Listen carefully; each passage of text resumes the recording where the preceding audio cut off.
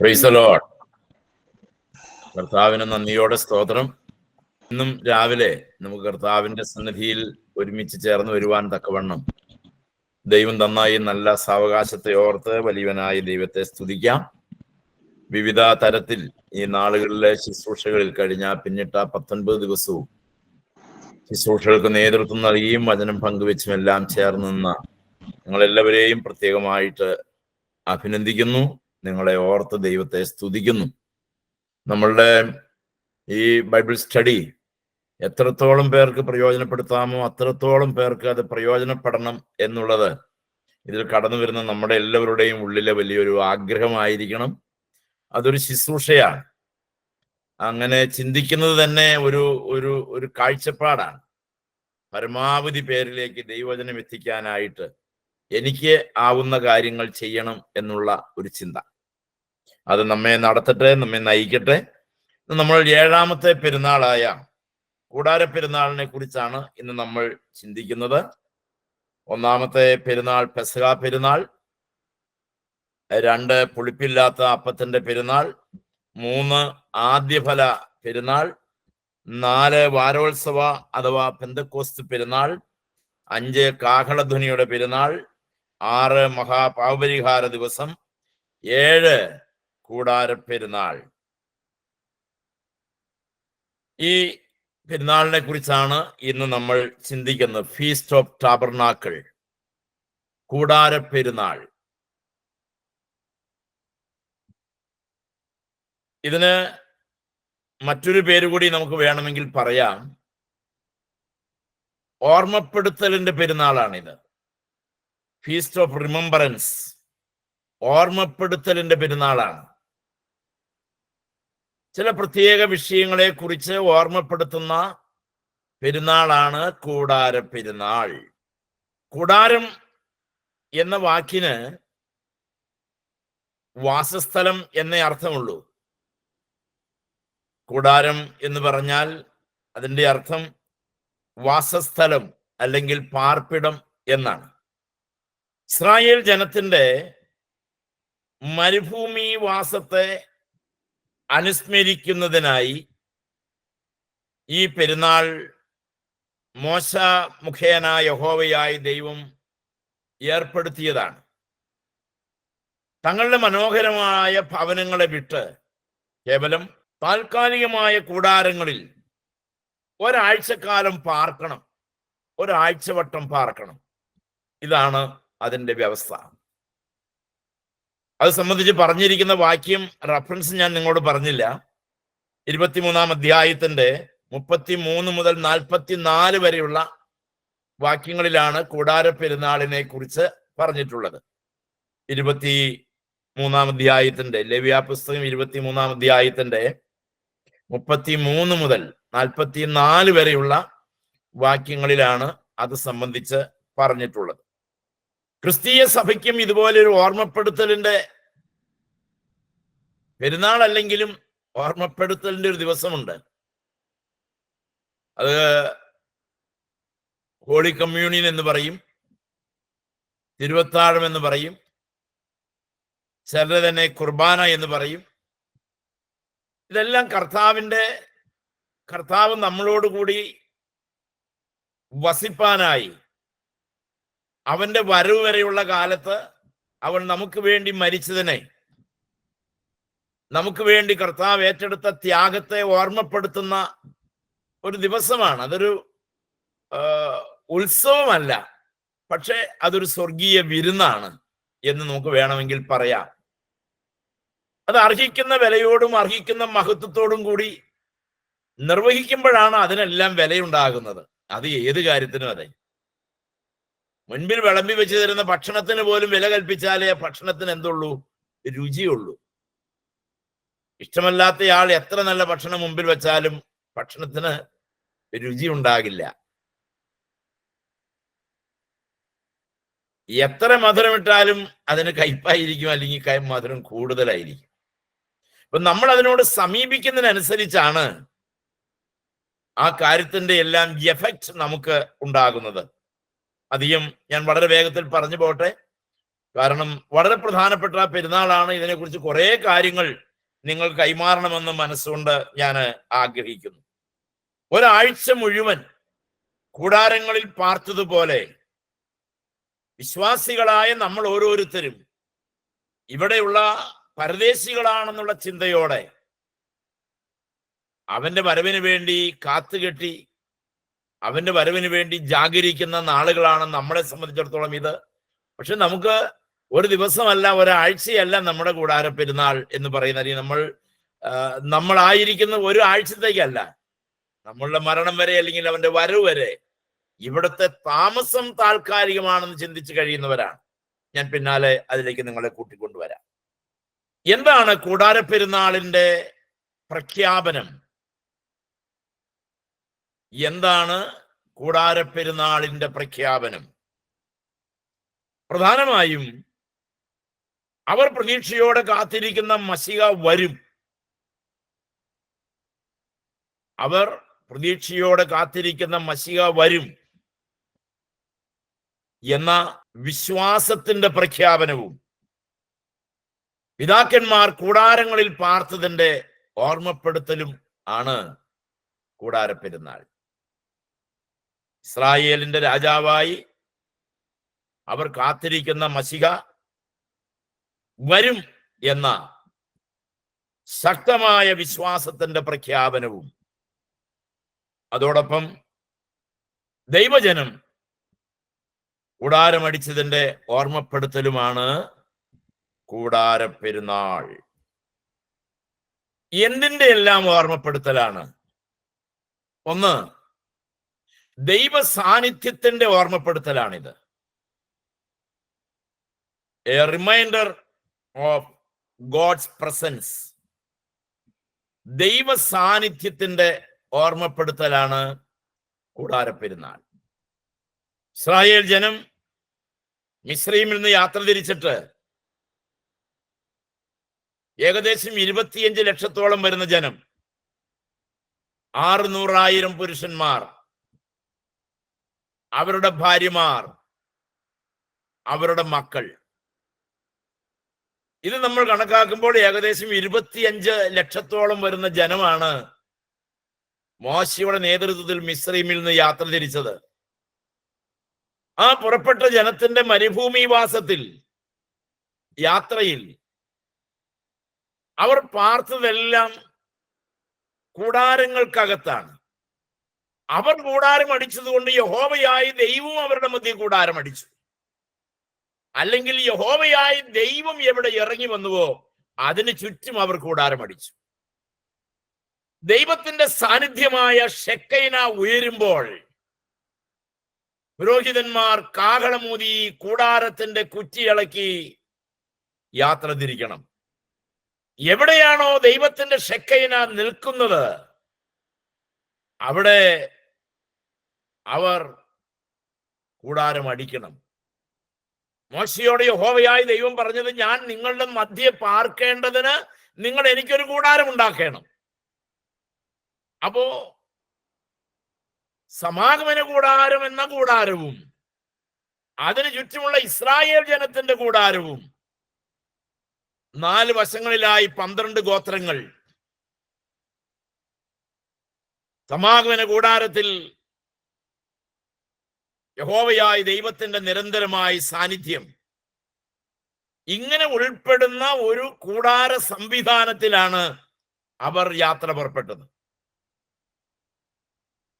എന്ന് പറഞ്ഞാൽ ഇത്രയേ ഉള്ളൂ, അവരുടെ യാത്രയിലെമ്പാടും ദൈവത്തിന്റെ സാന്നിധ്യം ഉണ്ടായിരുന്നു എന്നതിനെ ഓർക്കുന്നതാണ് കൂടാര പെരുന്നാൾ. ദൈവ സാന്നിധ്യത്തിന്റെ ഓർമ്മപ്പെടുത്തലാണ് കൂടാര പെരുന്നാൾ. വെളിപ്പാട് പുസ്തകം 21-ന്റെ 3-ാമത്തെ വാക്യം ഇങ്ങനെയാണ്: ഇതാ മനുഷ്യരോടുകൂടെ ദൈവത്തിന്റെ കൂടാരം. The tabernacle of God with men. മനുഷ്യരോടുകൂടെ ദൈവത്തിന്റെ കൂടാരം.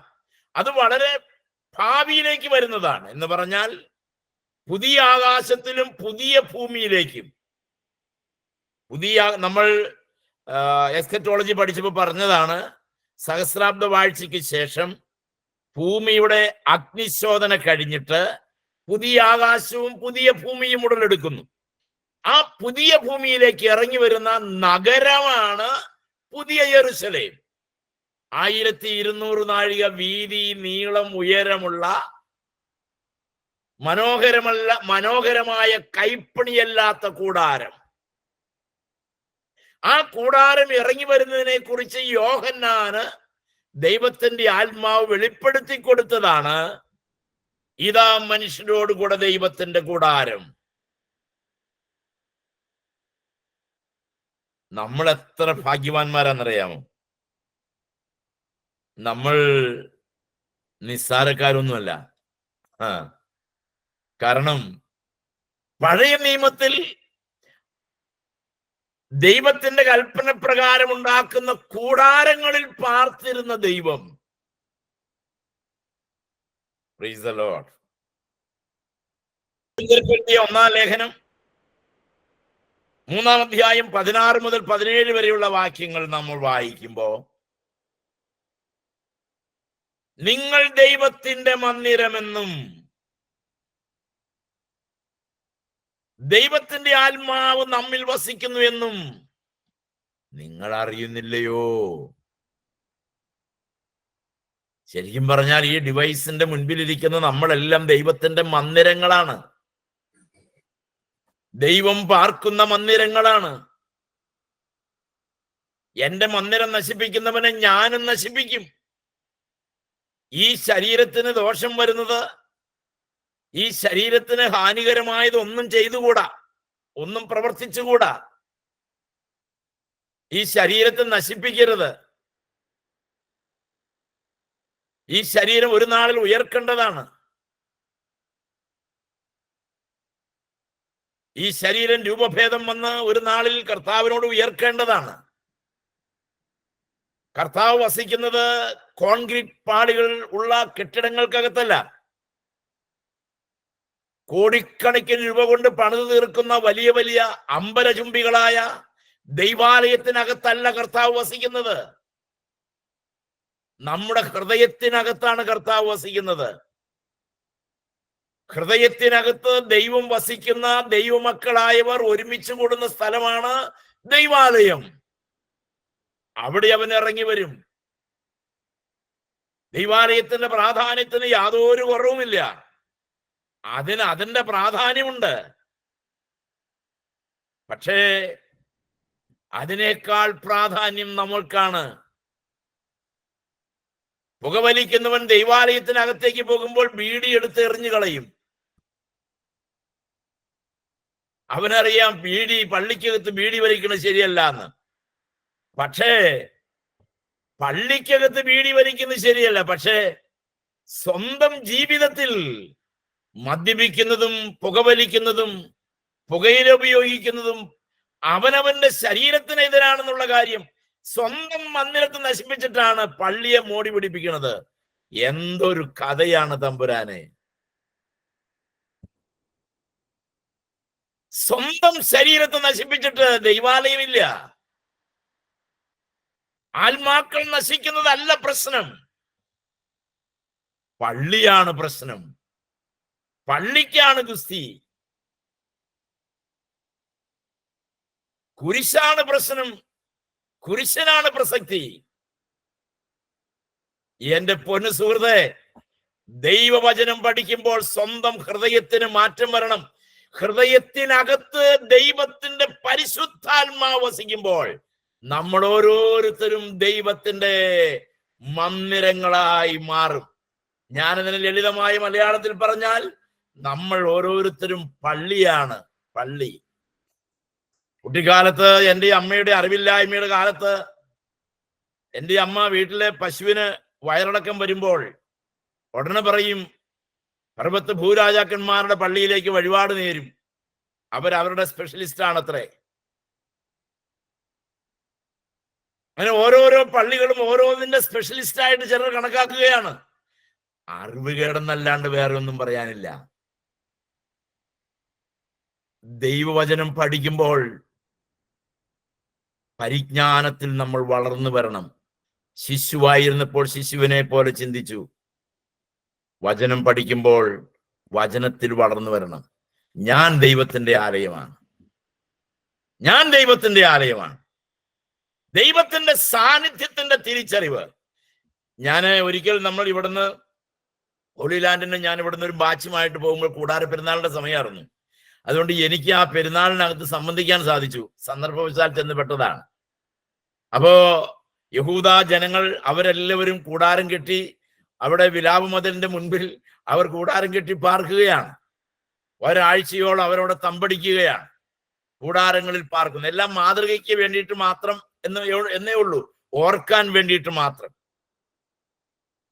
അപ്പോ ദൈവം നിരന്തരമായി അവരുടെ നടുവിൽ പാർക്കുന്നു എന്നുള്ളതിന്റെ ഓർമ്മയ്ക്കായി ഒരാഴ്ചയോളം അവർ കൂടാരമടയ്ക്കണം, അതിൽ പാർക്കണം.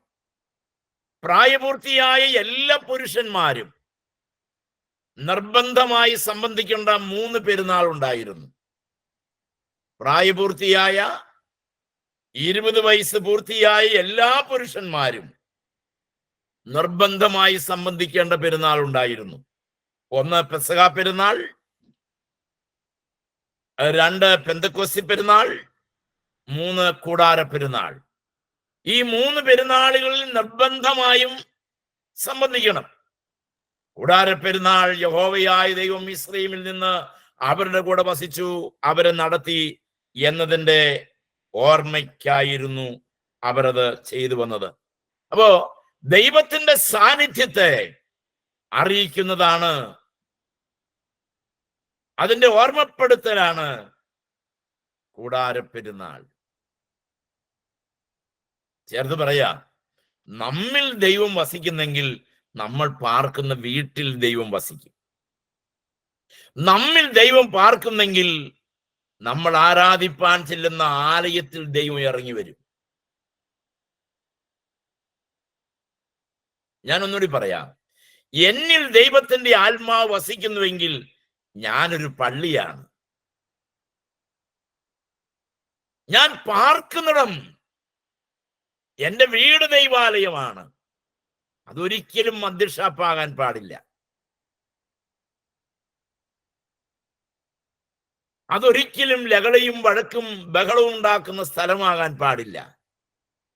അതൊരിക്കലും ഒരു തിയേറ്റർ ആകാൻ പാടില്ല. അതിനതിന്റെ മഹത്വമുണ്ട്. എന്റെ ഉള്ളിൽ ദൈവാത്മാവ് വസിക്കുന്നെങ്കിൽ ഞാൻ ആരാധിപ്പാൻ ചെല്ലുന്ന ആ സ്ഥലവും ആലയമാണ്. അതാണ് അതിന്റെ മഹത്വം. അപ്പോ ദൈവത്തിന്റെ സാന്നിധ്യത്തിന്റെ ഓർമ്മപ്പെടുത്തലാണ് കൂടാര പെരുന്നാൾ, അല്ലെങ്കിൽ കൂടാര പെരുന്നാൾ. 2, മശിഹായുടെ വരവിനെ ഓർമ്മപ്പെടുത്തുന്നതാണ്. A reminder of the Messiah's coming. നമ്മുടെ കർത്താവ് യഹോവയായ ദൈവം യെശയ്യാ പ്രവാചകനിലൂടെ വെളിപ്പെടുത്തിയതനുസരിച്ച് കന്യ ഗർഭിണിയായ ഒരു മകനെ പ്രസവിക്കും. അവൻ ദൈവം നമ്മോടുകൂടി അർത്ഥമുള്ള ഇമ്മാനുവേൽ എന്ന് അവന് പേര് വിളിക്കണമെന്ന് യെശയ്യാ പ്രവാചകന്റെ പുസ്തകം 7-ാം അധ്യായത്തിന്റെ 14-ാമത്തെ വാക്യത്തിൽ രേഖപ്പെടുത്തി. അതിൻ പ്രകാരം അന്നു മുതൽ ഇന്നും ആ മശിഹ എന്നിൽ ജനിക്കണമെന്ന് വിചാരിച്ച് കാത്തിരിക്കുന്ന കന്യകമാർ യഹൂദന്മാരുടെ ഇടയിലുണ്ട്. കന്യക ഗർഭിണിയാകും, അത് എന്നിലാകണം എന്ന് കരുതി ഇന്നും കന്യകമാർ കന്യകാത്വം കാക്കുന്നവരുണ്ട്. എന്തോ ചെയ്യാനാ? ഈ ലോകത്തിന്റെ ദൈവം അവരുടെ കണ്ണ് കുരുടാക്കി കളഞ്ഞതുകൊണ്ട് അവരുടെ യഥാർത്ഥ മശിഹ വന്നത് അവർ അറിഞ്ഞില്ല. അതുകൊണ്ടാണ് പ്രിയ ബാബുപിള്ളാട് സാർ വാതിലുകളെ കുറിച്ച് പറഞ്ഞപ്പോൾ കിഴക്കേ വാതിലിനെ കുറിച്ച് പറഞ്ഞു. അന്ന് മശിഹ പ്രവേശിച്ച വാതിലാണത്. അതും അവർക്ക് മനസ്സിലായില്ല. ഇന്നും അവർ മശിഹ വരുമ്പോൾ ആ വാതിൽ തുറക്കുമെന്ന് കരുതി ഇന്നും ആ വാതിൽ ഇതുവരെ തുറക്കാതെ കിടക്കുകയാണ്. മശിഹ വരുമ്പോഴേ ഇനി ആ വാതിൽ തുറക്കൂ. മശിഹ വന്നതും പോയതും അവർ അറിഞ്ഞിട്ടില്ല. അതുകൊണ്ട് അവർ കൂടാരപ്പെരുന്നാളിന് കൂടുമ്പോൾ, കൂടാരപ്പെരുന്നാൾ എന്തിന്റെ അറിവാണ്? മശിഹായുടെ വരവ് വരെയാണ് കൂടാരപ്പെരുന്നാൾ. എന്ന് മശിഹ വന്ന് അവർക്ക് രാജാവാകുന്നുവോ അന്ന് വരെ കൂടാരമടിക്കണം. അപ്പൊ മശിഹായുടെ വരവ് ഓർമ്മയ്ക്കായിട്ടാണ്. മശിഹ വരും, ആ പ്രത്യാശയാണ്. കൂടാരം അടിക്കുമ്പോൾ അവർ തമ്മിൽ തമ്മിൽ കൈമാറുന്ന ആശയങ്ങളിൽ ഒന്ന് നമ്മുടെ മശിഹ വരും. പുതിയ നിയമ ഇസ്രായേലായ നമ്മളും ഈ കൂടാരത്തിൽ വളരെ ഞെരുങ്ങിക്കൊണ്ട് കഴിയുന്നവരാണ്. നമ്മുടെ മശിഹ വരും. ഞാൻ അതിനായി എബ്രായ ലേഖനം 9-ാം അധ്യായത്തിലേക്ക് ഞാൻ നിങ്ങളെ ഒന്ന് കൂട്ടിക്കൊണ്ടുപോവുക. എബ്രായ ലേഖനം 9-ാം അധ്യായം നിങ്ങളെല്ലാവരും എടുക്കണം. 9-ാം അധ്യായം, 9-ാം അധ്യായത്തിന്റെ 8-ാം വാക്യം മുതൽ ഈ ഭാഗത്തിന്റെ മറ്റൊരു വിശദീകരണം നമുക്ക് അവിടെ കാണാം. 6 മുതൽ വായിക്കാം. 6 മുതൽ.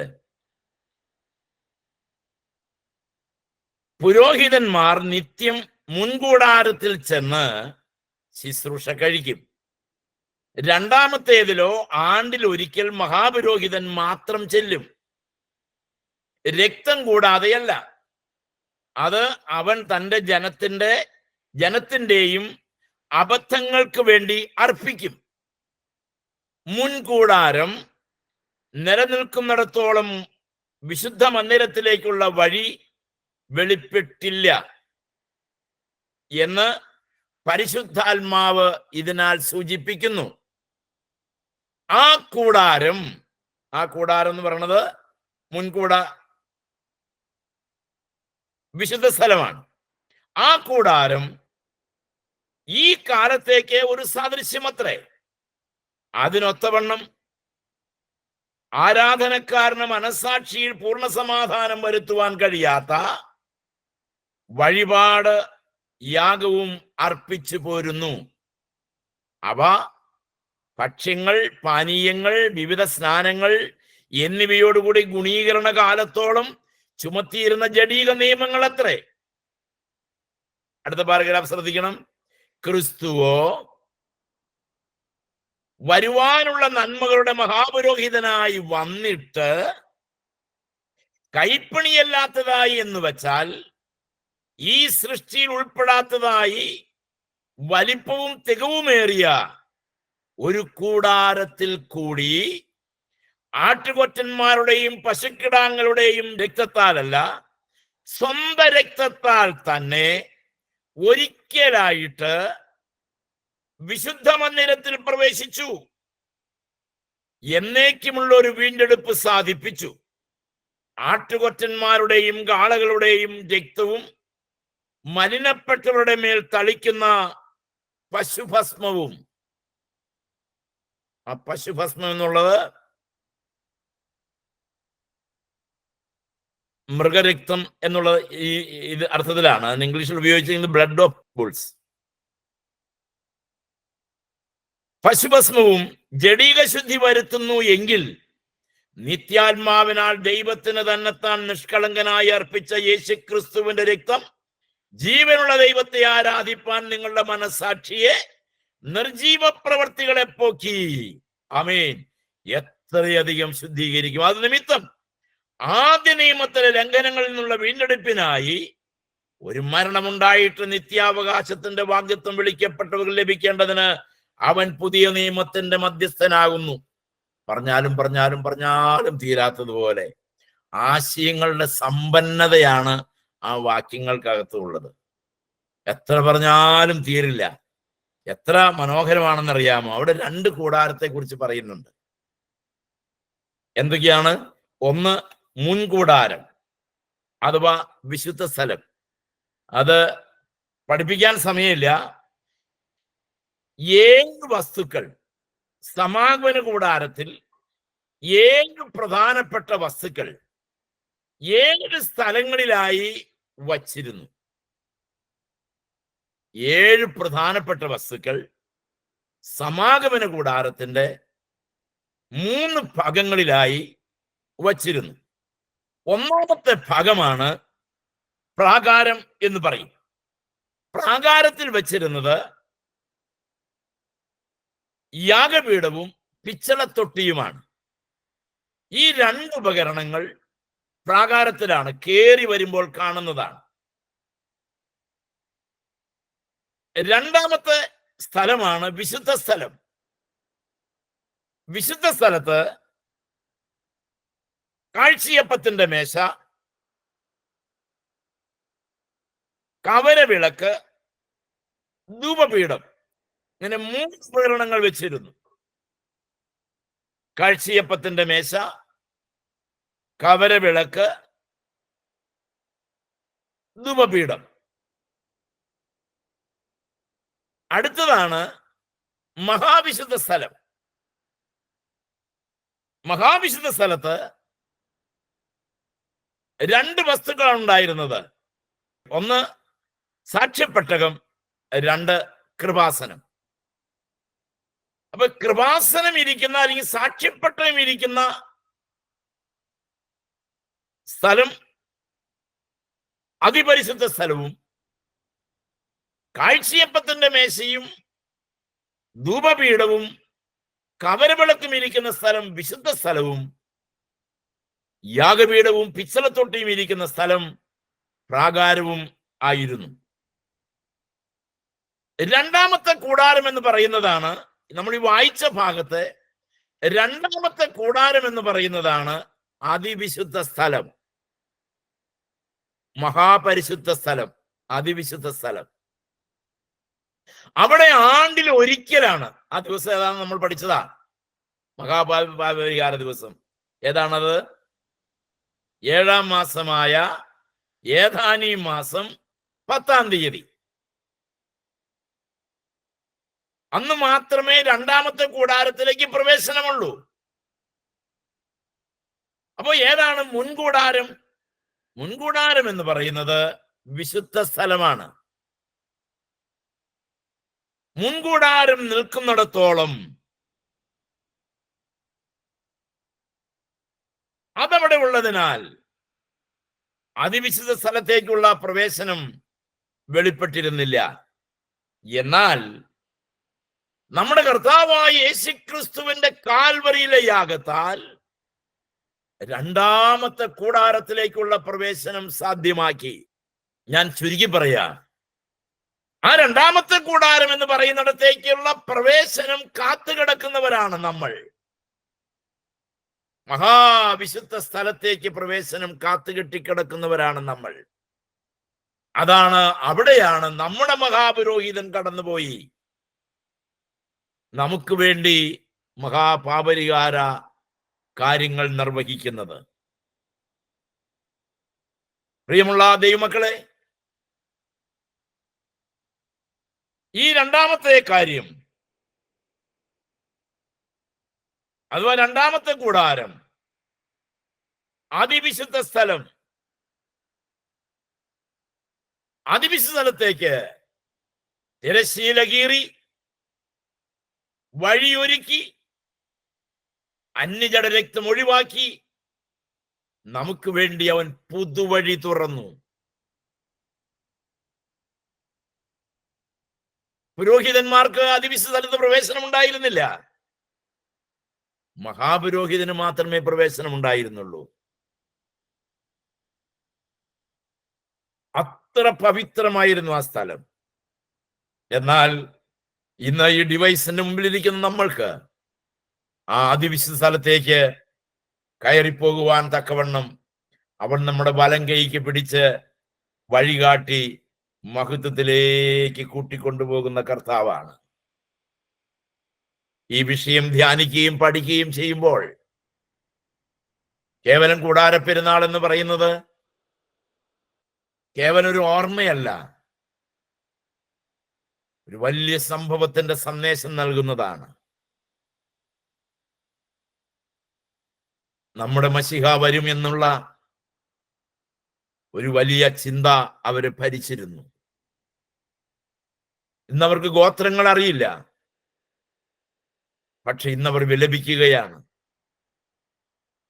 നമ്മൾ ഇന്ന് അവരുടെ വിലാപ മതിലിന്റെ അടുക്കൽ പോയി നിന്നാൽ നമ്മൾ സങ്കടപ്പെട്ടു പോകും. തലയിൽ തൊപ്പി വെച്ച്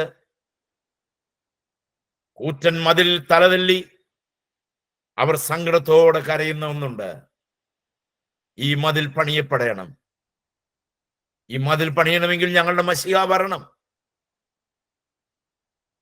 അവർക്ക് പുരോഹിത വർഗം ഏതാണെന്ന് മനസ്സിലായിട്ടില്ല. ഗോത്രം ഏതാണെന്ന് മനസ്സിലായിട്ടില്ല. സാക്ഷ്യപത്രം അവർ കണ്ടെത്തി. പക്ഷെ കണ്ടെത്തിയ സാക്ഷ്യപത്രം എടുക്കാൻ അവർക്ക് ഭയമാണ്. കാരണം അത് ലേവി പുരോഹിതന്മാർക്ക് മാത്രമേ എടുക്കാൻ കഴിയൂ എന്ന് അവർക്കറിയാം. എന്നാൽ ആത്മാവ് അവരുടെ മേൽ വരുമ്പോൾ ഗോത്രങ്ങൾ തിരിച്ചറിയും. അപ്പോഴേക്കും ആലയത്തിന്റെ പണി നടക്കും. പ്രത്യാശയോടെ കാത്തിരിക്കുന്ന ദൈവമക്കളെ, ഞാൻ എൻ്റെ വാക്കുകൾ ചുരുക്കട്ടെ. നിങ്ങൾ പശ്ചിമേഷ്യയിലേക്ക് കണ്ണുന്നിട്ട് ശ്രദ്ധയോടെ ഇരുന്നോളണം. അവിടെ ചില ചലനങ്ങൾ നടക്കുന്നു. അവരുടെ മശിഹ അവർ വന്നതും പോയതും അവൻ വന്നതും പോയതും അവർ അറിഞ്ഞിട്ടില്ല. എന്നാൽ ആ മശിഹ വന്നതും നമ്മളെ വീണ്ടെടുത്തതുമായ ആ കാര്യം അവർ പിന്നാലെ അറിയും. കർത്താവ് ഒരു നാളിൽ ഒലിവുമലയിൽ ഇറങ്ങി വരുമ്പോൾ അറിയും. കൂടാര പെരുന്നാൾ രണ്ട് കാര്യങ്ങളെ അനുസ്മരിപ്പിക്കുന്നു. ഞാനത് പറഞ്ഞിങ്ങനെ അവസാനിപ്പിക്കുകയാണ്. ഒന്ന്, ദൈവത്തിന്റെ സാന്നിധ്യത്തെ അനുസ്മരിപ്പിക്കുന്നു. രണ്ട്, മശിഹായുടെ വരവിനെ അനുസ്മരിപ്പിക്കുന്നു. മൂന്നാമത്തെ കാര്യം ഞാൻ മറ്റൊരു ദിവസം പറഞ്ഞ് അത് പൂർത്തീകരിച്ചോളാം. ഓടിച്ചു പറഞ്ഞ് ആ വിഷയം അത് അഗ്രാഹ്യമാക്കണ്ട എന്ന് ചിന്തിച്ചിട്ടാണ്. നമ്മൾ ഓർക്കുക, എനിക്ക് വേണ്ടി എൻ്റെ കർത്താവ് ഒരു പുതുവഴി തുറന്നിരിക്കുന്നു. എൻ്റെ കർത്താവിന്റെ സാന്നിധ്യത്തിന്റെ ഓർമ്മയാണ് കൂടാര പെരുന്നാളെങ്കിൽ എനിക്കെന്നും കൂടാര പെരുന്നാളാണ്. എനിക്കെന്നും കൂടാര പെരുന്നാളാണ്. ഈ പെരുന്നാളും ഇന്ന് നടത്തുന്ന പെരുന്നാളുമായി യാതൊരു ബന്ധവുമില്ല. ഇന്ന് പെരുന്നാൾ വരുമ്പോൾ കർത്താവ് ഓടുക. പള്ളി പരിസരത്ത് പോലും കർത്താവ് കാണുകയില്ല. അത്രമാത്രം അവന് സഹിച്ചുകൂടാ ഇന്നത്തെ പെരുന്നാളുകൾ. എന്നോട് പിണങ്ങരുതേ, അതല്ല എന്റെ വിഷയം. അതും ഇതുമായിട്ടൊരു ബന്ധമില്ല എന്ന് ഒരു സെന്റൻസ് പറഞ്ഞെന്ന് മാത്രമേ ഉള്ളൂ.